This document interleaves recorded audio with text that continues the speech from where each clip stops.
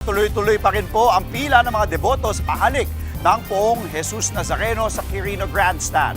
At live mula sa Quirino Grandstand, nasa frontline ng balitang yan, si Nina Ongpauco. Good morning, Nina. Kamusta na ba ang sitwasyon dyan?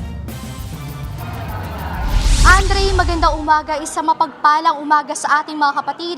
Wala pa ring patid ang pagdating ng mga kapatid nating deboto ng Poong Jesus Nazareno para sa unang araw ng pahalik sa poon dito sa Quirino Grandstand.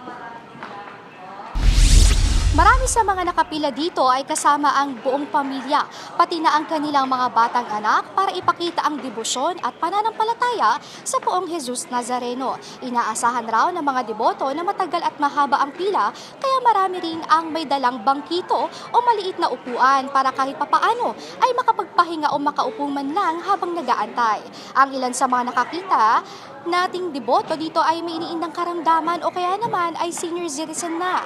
Pero hindi raw alintana ang mahabang pagpila para maipakita lang ang papasalamat at ipakita ang debosyon sa Poong Jesus Nazareno. May iba't iba rin silang dalangin na nais maisap katuparan. Pakinggan natin ang kanilang pahayag. Pangatlong taon ko na po ito mula nang naoperahan ako lagi sa paa dahil sa sakit ko pong diabetes. Yung maayos na kalusugan lang sa pamilya ko. Para maligtas po sila sa anumang mga disgrasya. Nasasaktan yung dibdib ko. Kasi isang taon di kami nakaakyat, di kami nakahalik.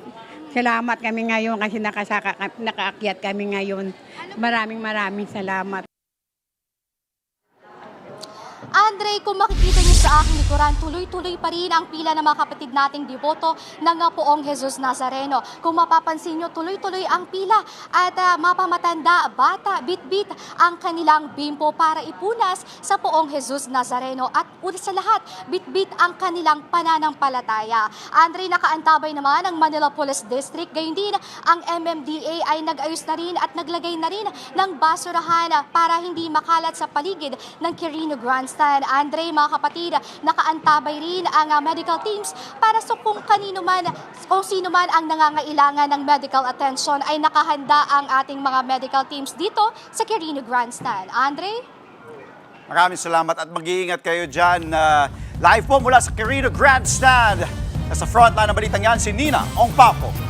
Mga kapatid, Andre Felix po, manatiling may alam pagdating sa mga mahalagang balita sa loob at labas ng bansa. Mag-follow at mag-subscribe na po sa social media pages ng News 5.